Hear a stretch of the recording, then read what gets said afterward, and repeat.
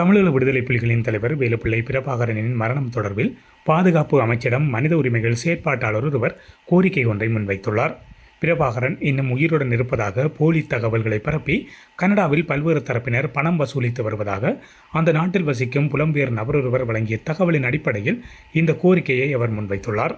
அதன்படி வேலுப்பிள்ளை பிரபாகரன் தொடர்பில் பின்வரும் கேள்விகள் பாதுகாப்பு அமைச்சிடம் கேட்கப்பட்டுள்ளது. பிரபாகரனின் இறுதிச் சடங்கு எப்போது நடத்தப்பட்டன?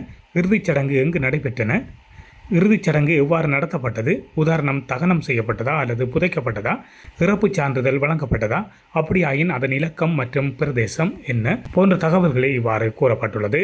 2016 ஆண்டு 12ஆம் இலக்க தகவல் அறியும் உரிமைச் சட்டத்தின் கீழ் மேற்கண்ட தகவல்களை தான் கூறுவதாக மனித உரிமைகள் செயற்பாட்டாளர் சுட்டிக்காட்டியுள்ளார்.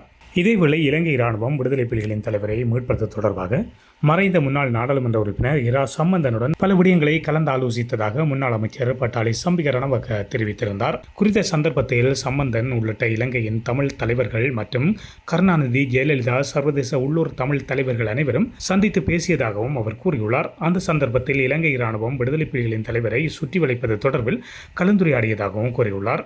மேலும் கனடா உட்பட குமரன் பத்மநாதன் ஊடாக சர்வதேச ஒத்துழைப்பு மேற்கொள்ளப்பட்டது என்றும் அவர் கூறியுள்ளார்.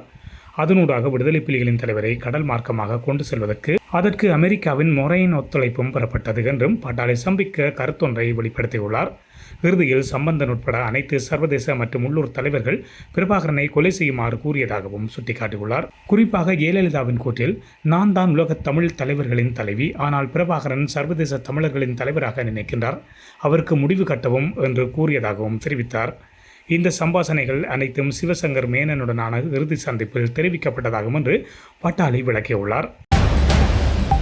இதுபோன்ற செய்திகளை உடனுக்குடன் தெரிந்து கொள்ள மீரா தமிழ் சேனலை சப்ஸ்கிரைப் செய்து இணைந்தீர்கள்.